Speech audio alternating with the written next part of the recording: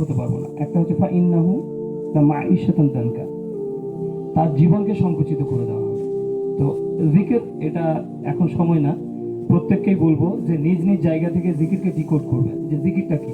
আমরা সাধারণত সুবহানাল্লাহ, আলহামদুলিল্লাহ, লা ইলাহা ইল্লাল্লাহ এগুলোকে আমরা জিকির মনে করি, কিন্তু জিকিরের থেকে অনেক অনেক অনেক বেশি কিছু।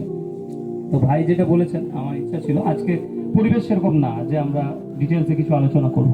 তো কোরআনিক ওয়ার্ল্ড ভিউ এক কথাতে হচ্ছে এটাই যে আপনি এই পৃথিবীকে, আপনার নিজের অস্তিত্বকে, আপনার চারপাশকে আপনি কোরআনের থ্রু দ্য লেন্স অফ কোরআন, কোরআনের চোখ দিয়ে আপনি দেখুন। এটা একদম একদম ভিন্ন। বর্তমানে বিশ্ব ব্যবস্থা বলুন, যেখানে রয়েছেন সেখানকার অবস্থা বলুন, যা কিছু, এটা কোরআনের নজর দিয়ে দেখার একটু কি করবেন, চেষ্টা করবেন।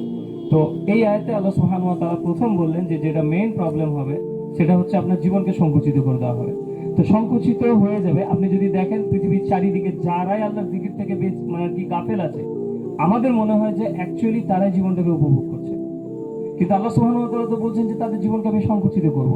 তাদের সংকোচনটা কোথায়, তাই না? এটা আপনাকে খুঁজে বার করতে হবে। আর দ্বিতীয়ত দুটি ইফেক্ট রয়েছে। একটি দুনিয়াতে, যে আপনি এই দুনিয়াতে থাকার পরে আপনার জীবন সংকুচিত হবে, আর কিয়ামতে আল্লাহ সুবহানাহু ওয়া তাআলা কিয়ামতের মাঠে আপনাকে কি করবেন, অন্ধ হিসেবে উঠাবেন। তো সে বলবে ক্বালা রাব্বি লিমা হাশারতানি আমা, হে আল্লাহ আপনি আমাকে অন্ধ হিসেবে উঠালেন, ওয়াকাদ কুনতু বাসীরা, অথচ আমি কি ছিলাম, আমি চোখে দেখতে পেতাম, তা আপনি আপনি আমাকে কেন এখন অন্ধ হিসেবে উঠালেন? এটার কারণ কি, ওয়াকাযালিকা আতাতকা আয়াতুনা ফানাসিতাহা, ঠিক যেভাবে তোমার আল্লাহ সুবহানাহু ওয়া তাআলা বলবেন যে না এটা এরকম না, আমি তোমার সাথে এরকম করছি না, এই একই রকম কিছু ঘটনা তুমি আমার আয়াতের সঙ্গে ঘটেছিলে। ওয়াকাযালিকা আতাতকা, তোমার কাছে এসেছিল আয়াতুনা, আমাদের নিদর্শন সমূহ, ফানাসিতুহা ফানাসিতাহা, এবং তোমরা সেগুলো কি করেছিলে, ভুলে গিয়েছিলে। ওয়াকাযালিকা তানসা, আর এভাবে তোমাকেও ভুলিয়ে দেওয়া হলো।